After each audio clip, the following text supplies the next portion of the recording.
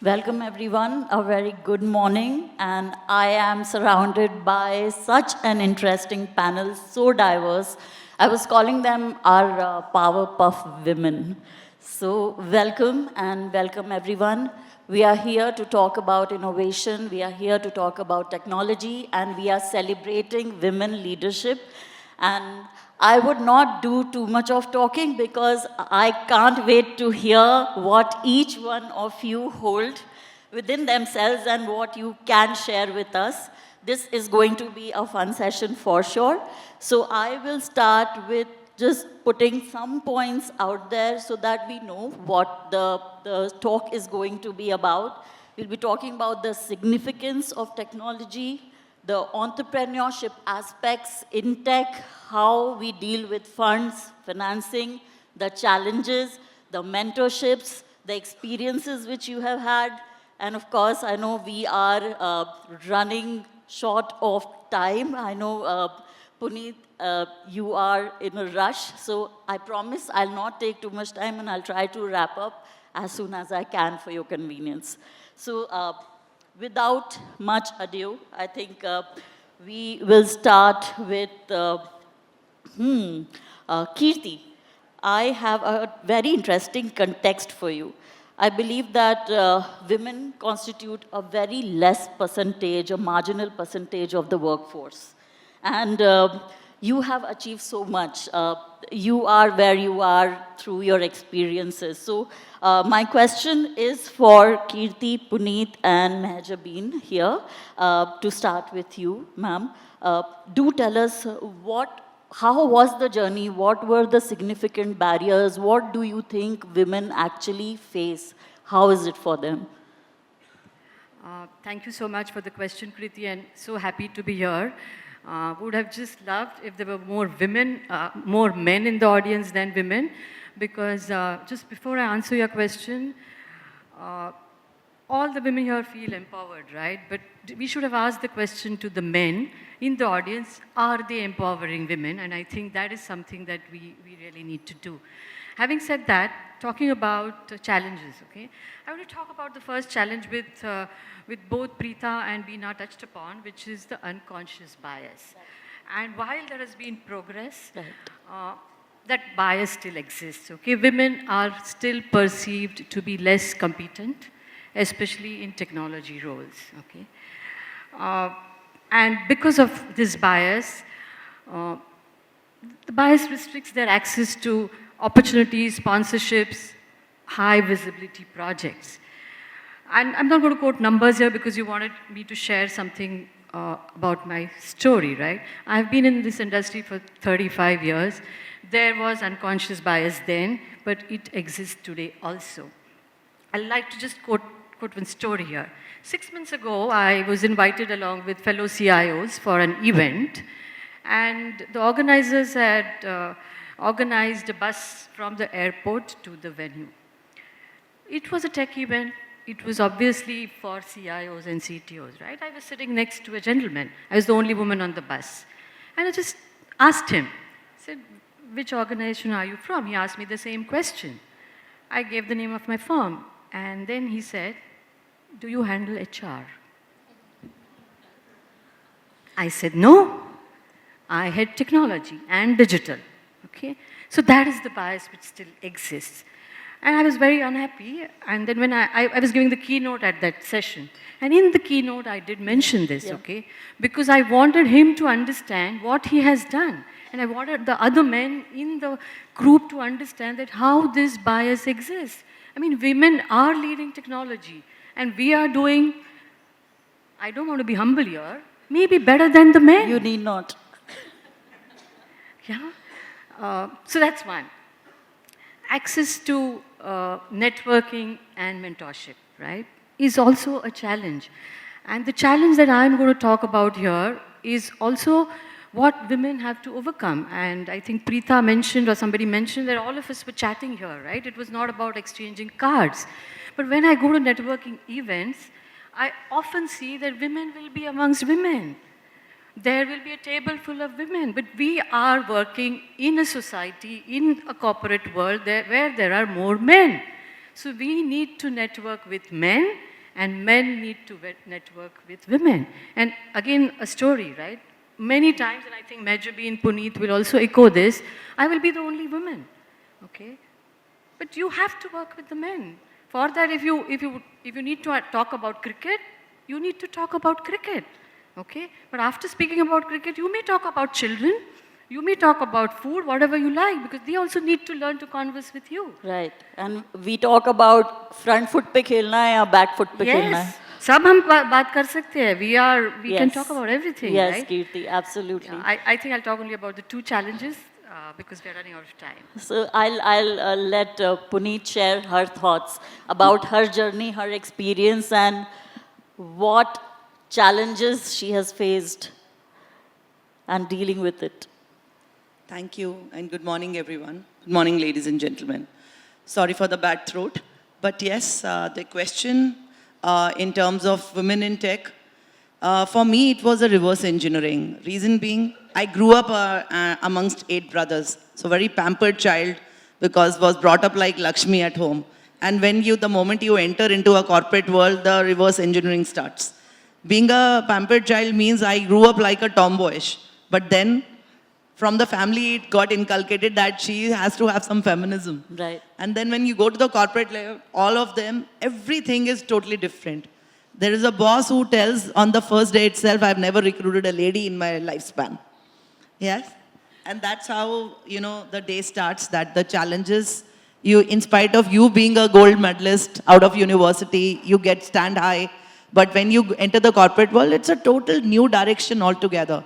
Every time you need to prove yourself. Right. That's something. But then I said, that's not going to handle.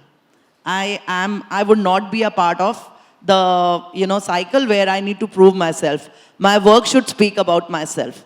And that, where 30 years of existence in the corporate world talks about where people who are very good, they have been my buddies in my lunch times and all of them. The moment appraisal cycle comes, and if I'm at the top, the resistance starts seeing after the lunch only, at the lunch time. I'm frankly speaking, 8, 10 years, when you grow up, it's like that. But then, I started having some women leadership, mentors and all, and still even if I promote women in my team, they say that, ma'am wants to have an equal opportunity. Because I feel that if the equality is at the corporate level, then why not? If we can prove to be high, why not the next generation can be high? So this is something which I want to bring to the table, that any kind of new initiatives, products, I ensure that at least 1 or 2 women are there in that particular department, in my sub-department at least, and they go outward and they get at least, they are heard that way. And secondly, I would also say that there are certain things through technology. What I have achieved is, there is a landmark program which I did in my lifespan, and where you need to do a declaration that you need to, somebody like Mrs. Sudha Gupta, who opened Mother's Pride School in India. So I was a part of that community. And we had to make a declaration, and I made a declaration in the final forum that I'm going to educate 100,000 women in tech. And that thing I did with Spursh NGO, where, during the weekends, I used to assemble, the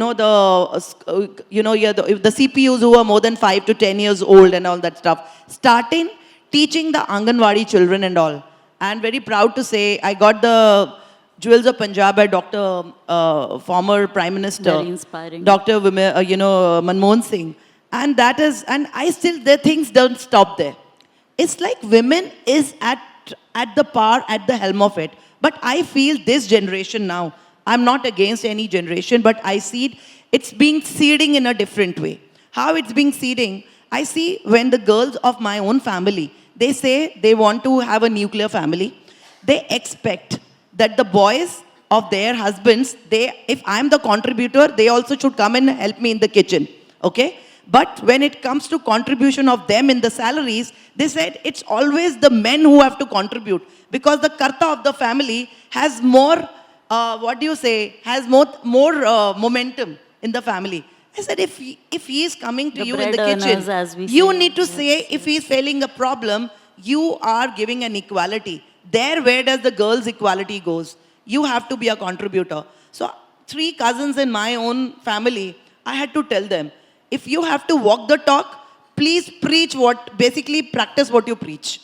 That is what equality is today.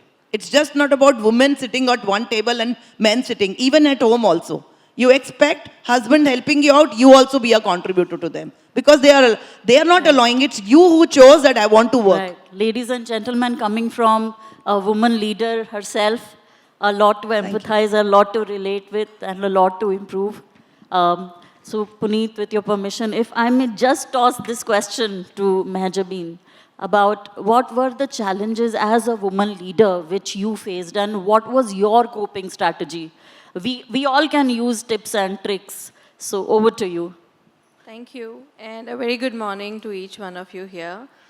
I would rather say that I've been very blessed, very privileged, and if I've got the opportunity to combat a challenge, that in itself is a huge privilege. Because majority out there are not even able to get into that space where they are able to get into a situation to kind of combat a challenge. So when you are there in the workplace and you feel that there are certain biases, or if you feel that there are certain stereotypes, my approach always has been to kind of understand why it exists and maybe help with changing it rather than feeling a bit caustic about it or giving it back. So if somebody like that gentleman like Kriti mentioned kind of mistook her for somebody in HR profession, that was still very kind of him.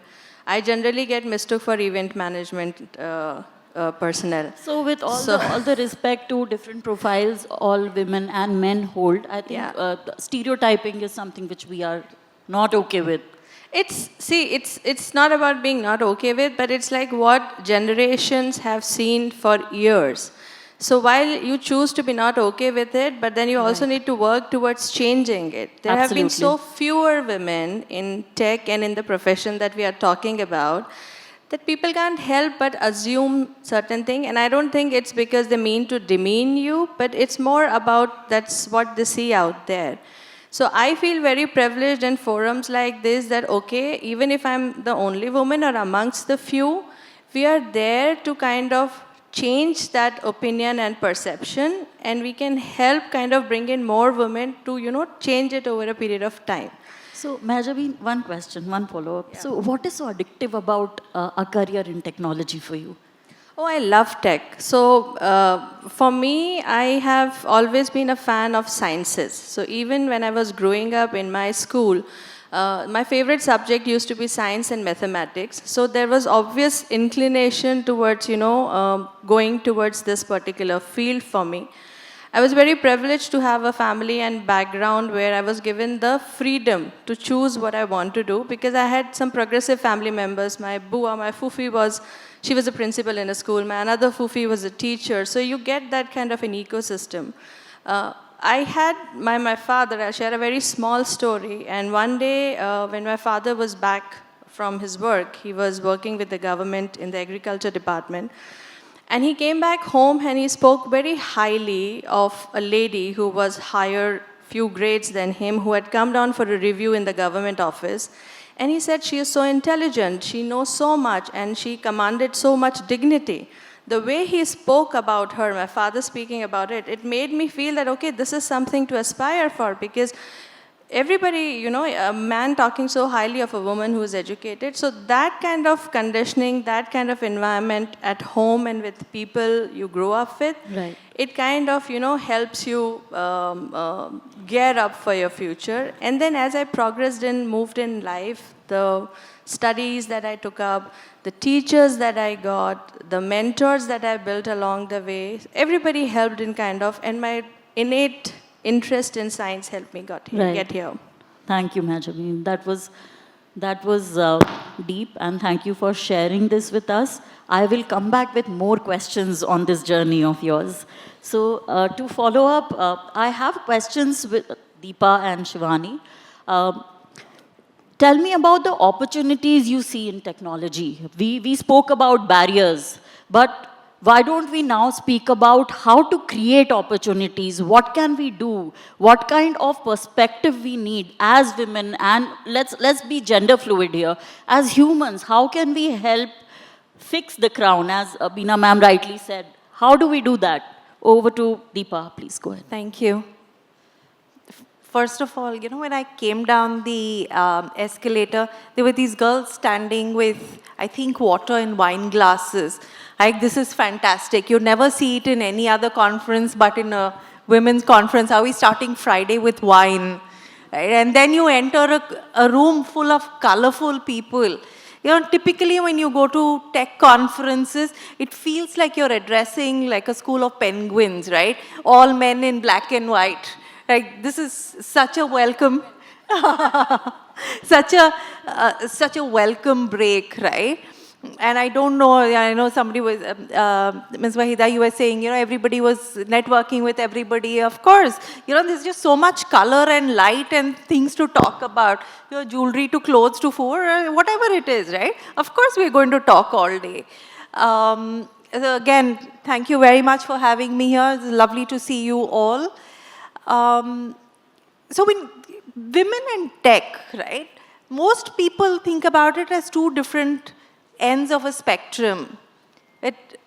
What we don't realize is that, and again, sorry, you say men are from Mars, women are from Venus, there is right brain, left brain, women are emotional, men are logical.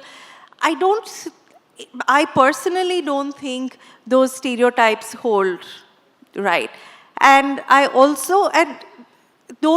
think tech needs more women than women needing tech. Right? Wonderful. Women Wonderful. bring in the kind of emotional quotient, the kind of empathy, the kind of knowledge that analytical men probably may or may not bring in. Right? If Jane Goodall wasn't a woman, would she have done so much for animals? By the way, who invented Wi-Fi? You go to anybody's house, they say even before they offer you water, they're offering you Wi-Fi. Can you think of you and I living without Wi-Fi? It was a woman. Hedy Lamarck invented Wi-Fi. So why are we not thinking about it, right? And also when you think about role models for technology, you don't have to only think about the Indra Nooyis of the world.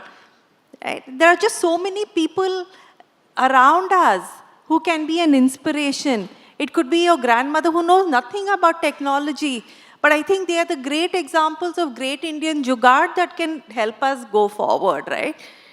So for me, again, I share the views with some of you. I grew up with 4 other boys, and being the only girl was petted. My aunts, uncles, whoever wanted girls didn't have girls, so obviously I got more gifts than anybody else did. And summer holidays, because I had to fight with the boys, went to convent school, no nails. You couldn't grow nails, so I grew my nails in summer vacation. In fact, I have a nasty story to tell. A cousin of mine, when he was getting married, and I'm Tambram, right? So they get married like Salman Khan. You have to,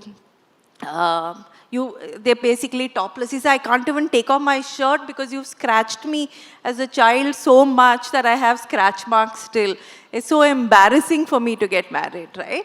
So irrespective, I think while we've been in this privileged background of growing up and feeling empowered and being empowered, the man also, on the other side, could have been victim of all those scars and scratches over the years. I had a colleague who went from India to Florida, right? And there was a posh case against the man. I'm like, what's wrong?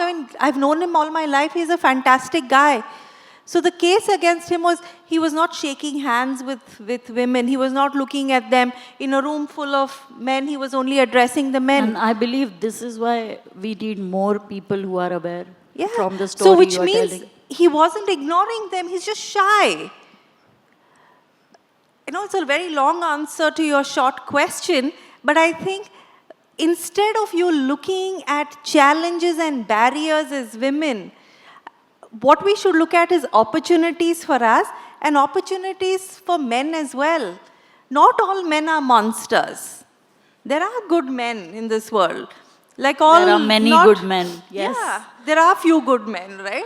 And it's not And it's also not that all women are angels. Of course, you and I, you know, if the demon in us comes out, how we behave, right? Right, right. So Deepa, yeah. please go ahead. So there are opportunities in tech. How many of you use ChatGPT here? Okay. How many of you use any other AI tool? So if you ask the same question, of course, I can see 60% of the hands up, right? 40% still are not. If the same question is asked in a group of men, all hands will be up. This, yeah, agree. So the World Economic Forum has released a report last week saying there are lesser number of women who leverage AI tools both for personal and for work, which means there are tools available to make your life easier. You just choose not to do it. So there are opportunities. And in a tech-enabled world, in an AI world, women in leadership, the number is going down. Last year, there were 37% of women in leadership. In AI heavy roles or tech roles, it's become 36% this year. It's already a percentage drop. Right. Right? So, Deepa, So that's an opportunity again. I really agree with what, especially the statistics which you are throwing at us. It's something to really deep dive and think through. And I'll be navigating the question to Shivani now. Shivani, how do we create opportunities given what Deepa just said? How do we make sure that us as women in technology, at least the 6 of us here on the stage, how do we create opportunities? Let's talk about mentorship. We have all faced challenges, but what has been your mindset and thought process as you grew in this profile? Good morning, everyone. Thank you. It's a pleasure to be here on the stage and lovely to see all of you. I think if you ask me why did I choose tech, I think every profession we are in, whether it is business, products, marketing, infosec, IT, isn't tech the basic foundation for every profession? All of you guys, whatever work you're doing, you're still using technology to deliver. So I think, why not adopt it, right? You want to take up? So, Shivani, sorry, we are just without an intent to break your thoughts. Puneet ji had requested that she has a hard stop. So, absolutely not a problem, Puneet. And thank you so much for being there with us. We'll continue with Shivani, but thank you for gracing us. Yeah, thank you so much. And I must at the end as a note that, like, you know, women who may go through many traumas, many darkness, and who comes up with a pure heart can only be an alchemist and she can only be a magic. Keep that in mind, all of you. Thank you all. Shivani, over to you. I think you were also talking about mentorship, right? I think when I was growing up, you know, who knew that I'm going to be the group CISO of Mahindra? I never planned for it. You know, I worked as a call center analyst when I started, right after the college. Got good opportunities, of course, like what Majabeen was saying. She was blessed to have those opportunities. I think what we sometimes do is wait for that perfect thing to happen or the perfect job role to happen. That eureka moment. Yeah, that, oh my God, I think that's the one I wanted and I'll wait for it to come. I think that's not the way we should actually look at the careers when we want to grab something.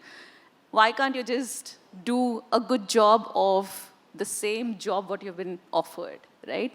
So wasn't it really good for me to take like 100 calls, technology call center calls on that day? Yes, it was amazing to talk to so many people, solve their problems. And of course, you know, get those monthly awards that you're the highest call picker and, you know, your quality of the calls were like awesome. I think those were the things which you're happy to get that feedback. So, Shivani, right? tell us about your mentors. Yeah. Like, how has mentorship shaped you? So I would say I had some silent mentors. I mean, you know, you think about them back of your mind. Just like I think the video, what Indra Nui's video was played, I'm a big fan. And sometimes you don't even have to have like a conversation with the mentor. It's just the connect of the mind, right? When you start. Right. So one of my mentors is Sunil Varki. He is, he's the guru in cybersecurity world.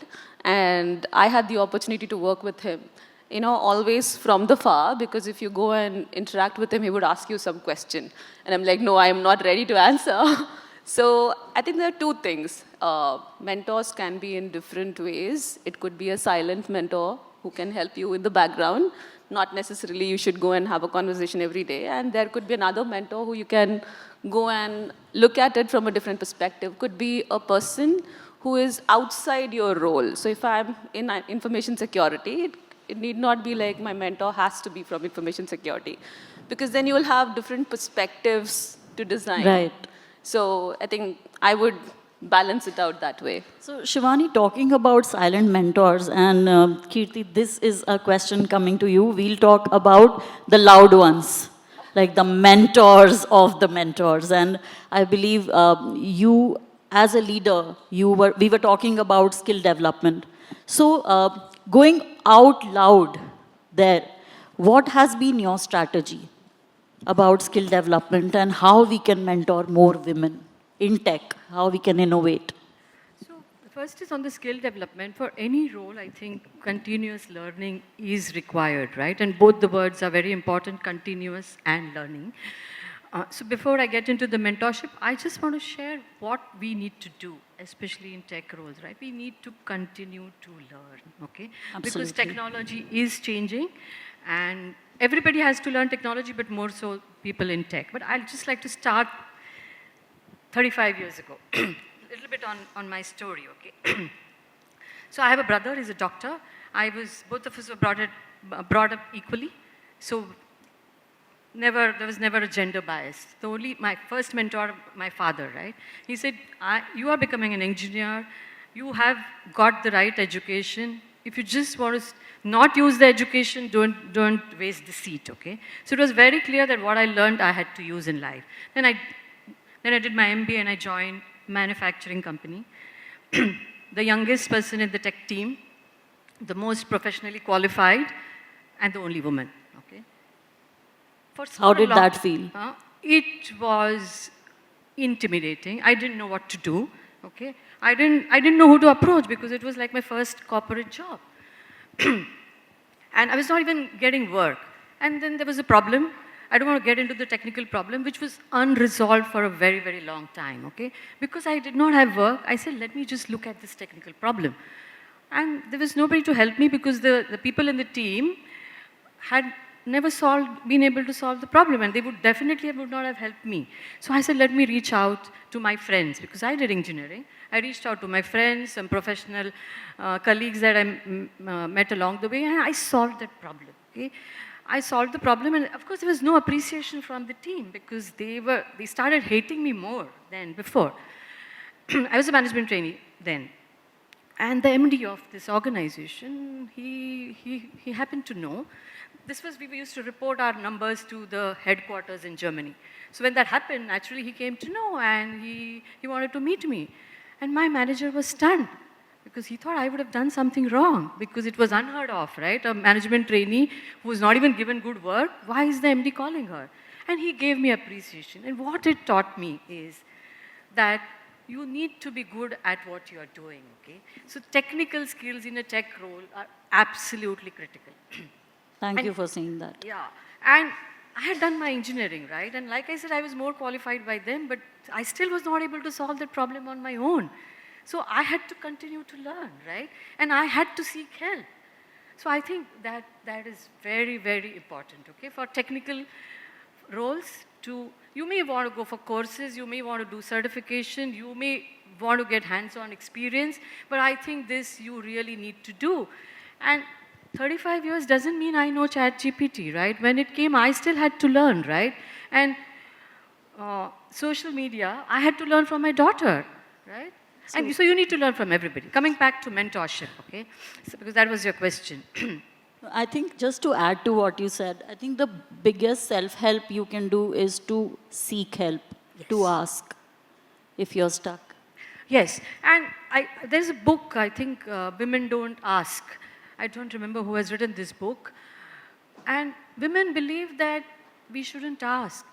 But you know, Kriti, unfortunately, all my reportees are male, right? all of them ask.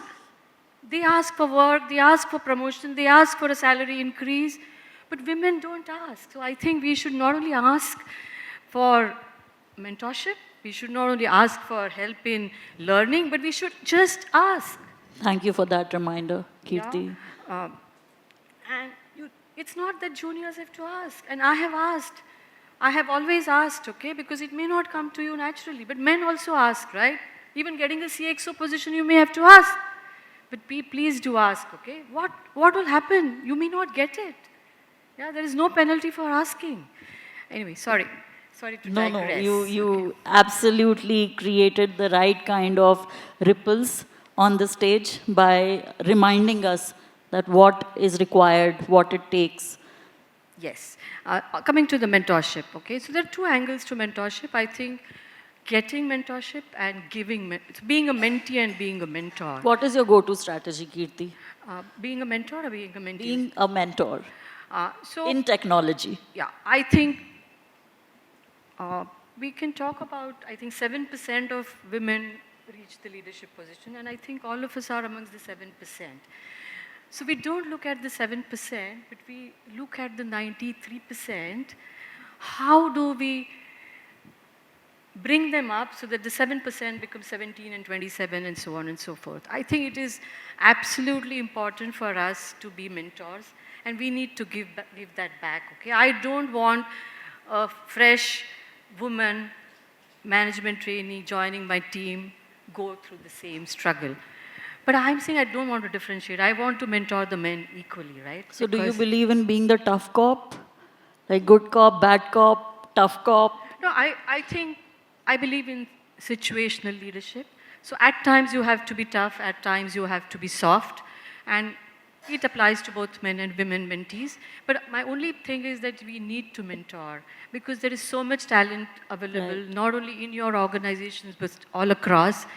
And I think we should go beyond the corporate because when the women join the corporate, they are already maybe 25, 26. Some of their decisions are already taken of their life or their career. So I believe that mentoring, and because I come from tech, women, and I do that, women who are pursuing STEM education, I believe that it is very important for us to mentor them. Right. Because one, they need to have mentors. Two, they need to also see role models, which Absolutely. they don't get to see in their colleges. Absolutely, Kirti. So on that note, Kirti, I am going to continue on this thought. Majabin, this one is for you. Deepa, you're next. And we have to hear a lot about your personal experiences as a woman leader in tech. But Majabin, this one is for you. Tell us about how can we help in upskilling innovation in technology? Like what has been your mindset, experience, and perception about upskilling? Sure. So I think upskilling in the age of tech that we are today is across genders. It's not just for women, it's equally for men. Because if all of us in this room have to ensure that we are employable for the coming years, we all need to upskill from where we are today. And this would definitely mean that, we are constantly, like Kirti said, constantly learning and constantly being open to what tech throws to us. I mean, when even I started my career, at that point of time, tech was always like a very, very dynamic field because it constantly keeps changing and evolving. So unless you had the appetite to continuously learn, maybe this is not the field for you. But the pace that we are now in is like unforeseen, unprecedented. Everything is changing. Like a few years back, we were talking about blockchain. It got into a hype cycle, kind of died down a bit. It's again catching up. The way the entire Gen AI revolution has come in, the way the entire AI revolution has come in. If you don't know it, you're dead meat. Recently, the Gartner event that happened, last year, the Gartner event's theme was, you can say, around 50% focused on AI. This year, the entire theme was AI. So in a year, and the partners who are there, the people you are meeting to, the sessions that you are attending, everything is focusing on AI. So having said that, one, the primary responsibility of upskilling yourself falls on you. Before you can go out and look for interventions and help, the first responsibility falls on you. I think there are enough and more options, methods, opportunities available for us to go out and seek ways to upskill ourselves. There are umpteen courses available, there are umpteen classes available, umpteen workshops available. What you need to do is you need to find time and balance time. Because I think that's something like Miss Misra also in the morning when she was talking, she mentioned that, the time thing becomes a bottleneck for women. But while yes, we do have an unfair burden of managing multiple things, which maybe others do not have. But then we have the same number of hours as, anybody else has. I mean, in the same number of hours, I think Edison had some 1,000 patented inventions. So it's more about how you manage your time better. So find time, learn these things. Interventions point of view, if I have to talk about, one brilliant point which you touched upon is mentoring. There's a concept of womentoring, and I think Ms. Wahid also mentioned that womentoring along with sponsorship. So when you have corporate interventions that, figures out women who are applicable for this and grooms them in a systematic manner over a period of time, teaching them skills and preparing them for future. Those are obvious corporate interventions which are going to help. But let's say that, आपका number corporate interventions में नहीं आया, then it doesn't mean that, you have to kind of take a back seat and wait for somebody to give it to you on a platter. There are multiple things available that, yourself you can go out and do it. The government has multiple initiatives where it can help you. So I think there are multiple opportunities available. Thank you, Mehzabeen. Thank you. Thank you so much for saying that. To make it interesting, Deepa and Shivani, my question is what is one statement in which you can wrap up the whole idea of being a woman leader in technology? Like one favorite quote which got you through life and one thought which you have. And we'll, of course, use the same question for the two of you once we hear our leaders speak. But over to you, Deepa. You've put us on the spot when trying to get us to be creative on the fly. But let me kind of give you a little bit of a context to this. Absolutely. So when you're talking about mentoring, right, and you use the word we're mentoring, so that's one of the things that we've changed in our organization. Why does it have to be mentoring? Can it be women, women-toring? So how do you get this? And also think about this entire mentoring thing, not like a calendar activity, right? I'm going to set 1 hour a quarter to be a mentor for somebody. I don't think it works like that, right? There was somebody that I was interviewing for a role recently, and she said, listen, I want to be honest and transparent. I'm expecting. I'm about 6 months pregnant right now. I'll work with you for another two months, and then I'll take a break. But, I'll come back after this. And the way she said it, if that video was on mute, I would have thought she's telling me she's terminally ill and she's not going to last another month. And I'm like, what's wrong with you, right? You're saying you're going on maternity leave. You're not telling me you're dying. So why would I not hire you? Right? Most people will stay back thinking, oh my God, the 6 months leave, I'm hiring somebody and therefore they'll go and what do I do and blah, blah, blah. There are ways and means of figuring that out. So, and then, it becomes your prerogative to say it's okay. It's not the end of the world. There's nothing for you to look so sad and morose about. It's okay. We'll figure it out, right? So I think kind of putting that in your DNA, and you spoke about, women in STEM, women in tech, while we come from backgrounds that we didn't thankfully need what it is, tier 2, tier 3 cities, where they have limited exposure and knowledge. I met this girl from MP recently, and she comes from a farmer Dalit family, and her name is Mana Mandekar. You can look her up, right? She was the 5th girl in the family, so they actually named her Mana. In their thing, they say that Mana Karna. So That's which means ironical. after that, That's they will really not be girls because she was the 5th girl in the family. And you know, after 5th grade, everybody gets married in their village and goes and blah, blah, blah. She had to fight many battles and attempt killing herself to be able to go to college. But today, she is India's karate champion, right? She has won multiple awards. And she started teaching karate to the kids in her village, you know. And then she got the boys because only boys were coming. She said, unless you bring your sister, I'm not going to teach you. She's taught 70,000 children karate. Right? These can be fabulous. inspiration. These can be mentorship. So, which means not just in your team or your organization, but also being able to find these people and tell these stories themselves can be your own mentorship idea, right? Beyond what you're doing.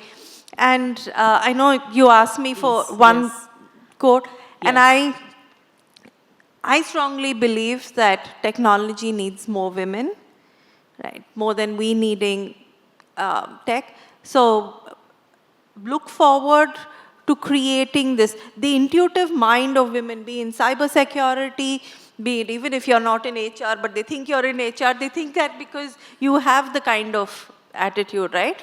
I've had, my male bosses have been nicer than some of the female bosses I've had. And going back to some of the points that are that's a food for speakers thought. made. That's a food for thought, everyone. So please figure out a way of working with each other and building camaraderie with women colleagues. Not everybody is after you. Not everybody has to be a Saas Bahu saga. Thank right? you, We can all Deepa. live Thank you for together. quoting that with such rigor. So, Shivani and panelists, we are out of time, but I would still want Shivani to wrap this up. Share one statement, one quote which got you through the journey, which you resonate with. Sure. So, Indra Nooyi has been my silent mentor. And in one of her videos, actually, she says, if you want me to work in a company, create an environment that I can work in. So I think that's really stuck on my mind. And I think Beautiful. it's something which I walk. Thank you. Thank you, Shivani.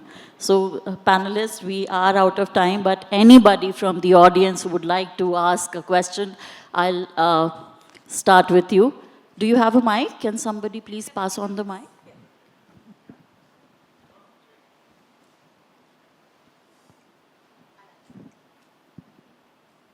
So my question is to Ms. Deepa. Just right now you mentioned about this pregnancy and all. I'll tell you my story. When I was getting married, at that time I was working with, I won't name the company, but a very reputed company which is known for good, work from home opportunities and all. But when I was getting married, I got a D band just because I was getting married in that March, April time. When I was pregnant, again there was a promotion that I was supposed to get and it was denied to me because I was pregnant. I just want to ask you how to handle this. I mean, at the end of the day, I left that job. But I want to ask you how to handle this. I think, Shivani, to what you just said, right? I think every organization culture is different. I was talking to somebody yesterday on my way, and she was telling me she was in an office cab and met with an accident. And for 3 months, of course, the organization had to support her with insurance. But after that, they asked her to leave because they said, we can't support your insurance and you won't have a job because, she was paralyzed waist down, right? So you'll have to leave. So which means she's jobless, no insurance, and can't work, right, for the next year. So I think organization-wise, you'll have to figure out how and who do you escalate this to, right? And again, sorry, I know this is ticking like a time bomb, but I'm going to tell you a personal story of mine. And I hope this is Chatham House rules. And I don't want to be discussing this outside. I had a situation once where, you know, like all women can't say no, I completely agree. If you do great work, fantastic, it's only going to be rewarded by more work, right? And the diverse portfolios that I have is obviously because, you know, somebody is not there and therefore it comes to you. I don't know if I did such a good job to win all the portfolios, right? So I said, so I spoke to my HR BP and I said, listen, I have 3 very diverse portfolios. Every time I add something in, I love doing it. Like my ESG job, I love it to bits. And therefore, I'm doing what I'm doing. But I think I'm not a charitable organization as well. I'd like to be rightfully compensated for it. And I said, listen, the market rate for this kind of job is X.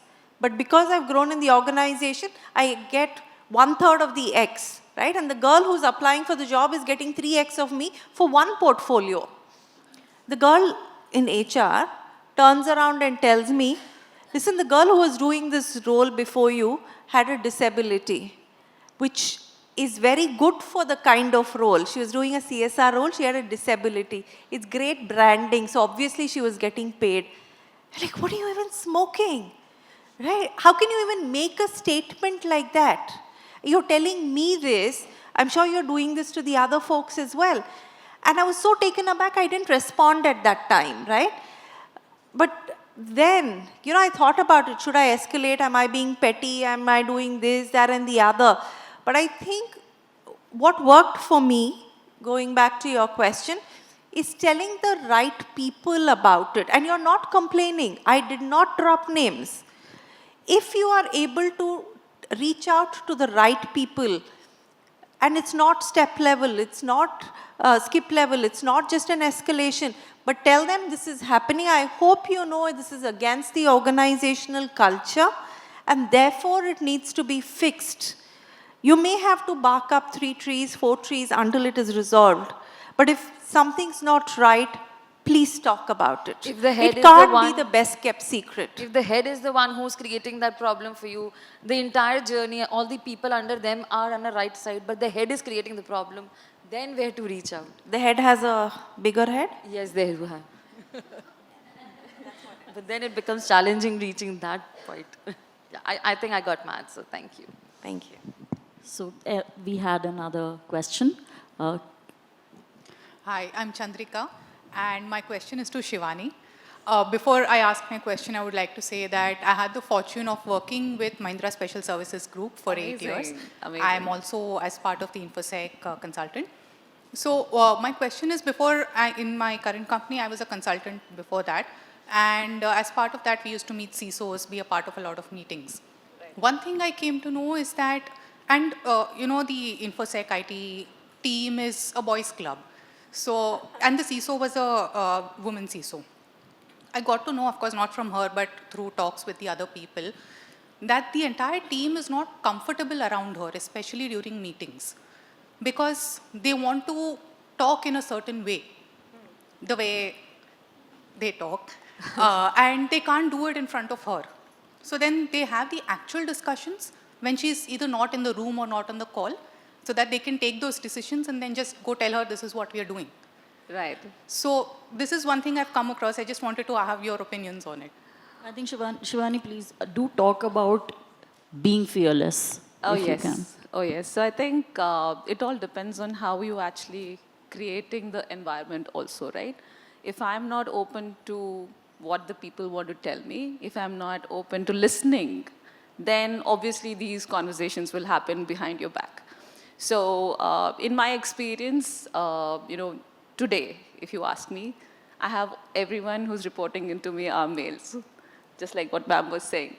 And believe me, I put in a lot of efforts, you know, to tell them that this is the forum, let's discuss. I mean, you know, it's not like everything is going to be right or everything is going to be wrong, but I think creating that environment and then obviously wherever required, you're actually stopping them and asking somebody who's not contributing to contribute, right? I think that balance, if you make it, I don't think we'll have a situation like this where, you know, you need to step out and then you just only hear the decisions made after. So it all depends on how you create that environment on people coming and talking to you openly. Thank you, Shivani. Thank you.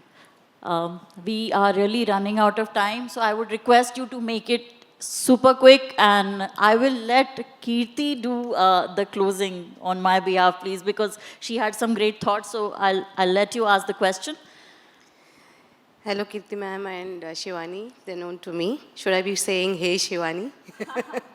All right. So I thought, I'll take a moment. I also come from cybersecurity. This is Pushpa Redkar, Kirti ma'am. I just want to know, can we just break this perception today with your help that if we have a female boss, she's hardly good to a female subordinate? Yes. I don't agree. Yeah. Okay? I seriously don't agree. I've never experienced it, though. But I have something to say here. I think maybe female bosses generally are tougher than male bosses, okay? And that's what I believe. So they are tough to all their reportees, okay? And therefore we get branded as being tough. So managers are gender fluid. Yeah, that's why I true, was but saying, that's what I said, it's a I agree perception. with you, but I'm generally saying that if I compare me with my peers, right, I tend to feel that I am tougher, and therefore maybe that perception happens, but Yeah. it is wrong, okay? Because But it is there, it exists. And every I female, don't think so it is Yeah, there. yeah. I think we are just using one lens to look at it. Because we are all talking about mentoring, right? And I'll just talk about what I'm doing just quickly. Okay, there is a formal mentorship program within the organization, and I am a mentor as a part of that program. But like I think Deepa said, you have to go beyond that. So I have told all the women employees in our organization that I am available for mentoring. You be a part of my team or not, okay? So that is what women are doing, okay? No, what I am But- saying is the but- perception is there. Perception is there, but I'm Yeah. saying perception has to be broken, right? Exactly, So exactly. broken by us, and I'm saying that as a boss, I am not partial or impartial towards women, but the women reportees also have to look at it that way, no? Right. Don't get branded by this. Perfect, Is my perfect. only response. Thank you. So thank you, panelists, and this was a great session. Just to wrap up, and we would want to facilitate our panelists Yes, as yes. well. Because you wanted me to wrap up. Just Go on, one thing I please. wanted Go to on, say here. Kirti. Yeah, sorry. The Glass stage is ceiling, yours. I think, Miss Beena said that glass ceiling does exist, and I do believe it exists. But what has helped me reach here is that, like there is a glass ceiling in the corporate world, there is a glass ceiling in our mind. And I think we need to first break that glass ceiling if we have to break the outer glass ceiling. So believe in yourself, break the glass ceiling, there will be no glass ceiling then. Thank you, Thank you Kirti. very A big round of applause, everybody. Thank For you this so very amazing, much. Yes. strong women leaders panel. And thank you so much for gracing us.